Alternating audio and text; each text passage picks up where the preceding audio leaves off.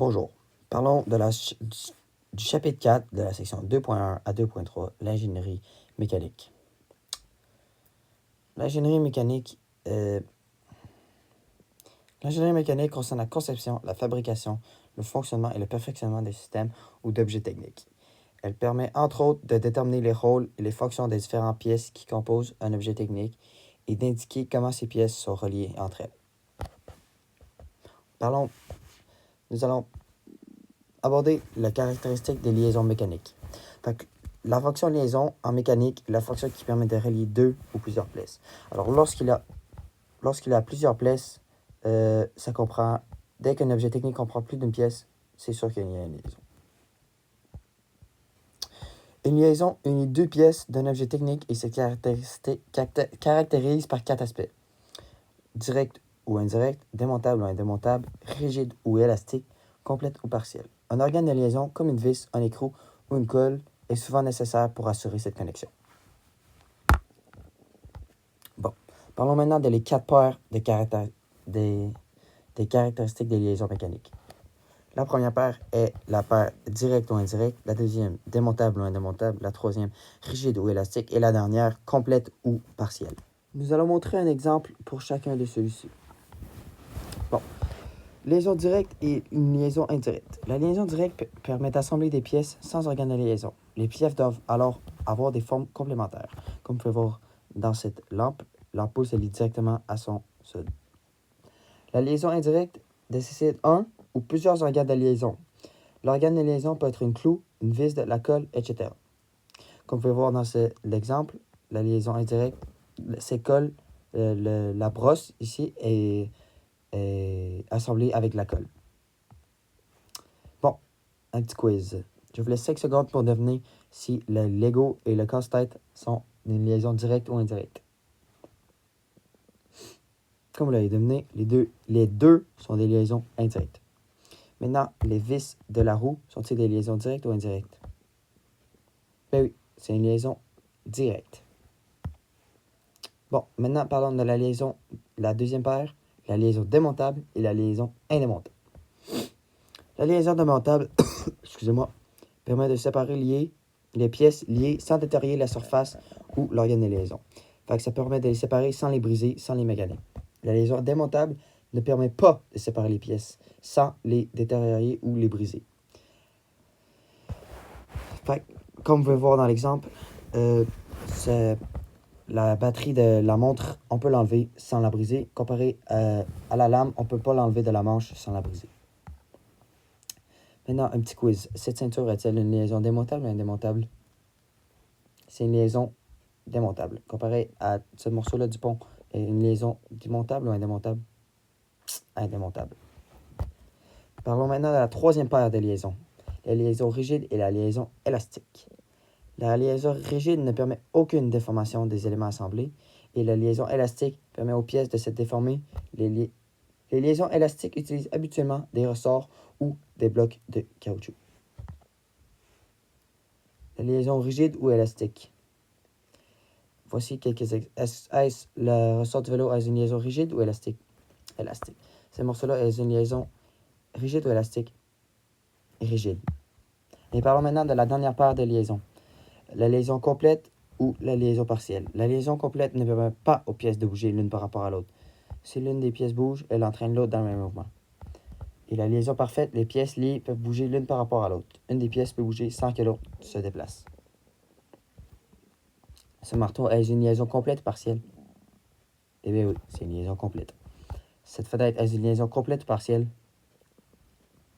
Eh bien oui, c'est une liaison partielle. Parlons maintenant de la section 2.2 du chapitre 4. Les degrés de liberté. Les degrés de liberté sont six différents mouvements expliquant de quelle façon les différentes pièces d'une liaison peuvent bouger. Fait que ça explique plusieurs façons qu'une pièce peut bouger dans une liaison. Bon, la fonction liaison, telle qu'apprise dans la section 2.1, permet ou empêche le mouvement des pièces d'un objet technique, comme la liaison complète lorsqu'il est impossible pour les pièces de bouger, ou la liaison partielle lorsqu'il est possible pour les pièces d'effectuer un ou plusieurs mouvements par rapport à l'autre. Les 6 degrés de liberté. En mécanique, les 6 degrés de liberté qu'on peut voir en les parenthèses correspondent au mouvement qu'une pièce peut effectuer avant d'être liée à une autre. Par exemple, dans une liaison partielle comprenant 2 pièces mécaniques, tout dépendant du type de liaison, elles peuvent perdre une partie de leur degré de liberté ou encore tous les garder, signifiant que les pièces sont complètement libres. Maintenant, les 6 degrés de liberté. Tx, ou le mouvement de translation sur l'axe des x. Après ça, Ty, le mouvement de translation sur l'axe des y. Tz, le mouvement de translation sur l'axe des z. Rx, le mouvement de rotation sur l'axe des y. Ry, le mouvement de rotation autour de l'axe des y. Et Rz, le mouvement de rotation autour de l'axe des z. Comme vous pouvez voir dans ce tableau-ci, ça explique super bien sur l'axe, sur le tableau suivant, le Ry qui est la rotation sur l'axe des y, Ty, la translation sur l'axe des y, Tx, la rotation sur l'axe des x, translation, Rx, la translation sur l'axe des x, la rotation sur l'axe des x, Tz, la translation sur l'axe des z, et Rz, la rotation sur l'axe des z. Aussi, nous pouvons voir dans une situation réelle où l'avion qui vole, nous pouvons voir les directions des degrés de liberté, les 6 différents types de degrés de liberté. Abordons maintenant le sujet, la section 2.3, les fonctions de guidage.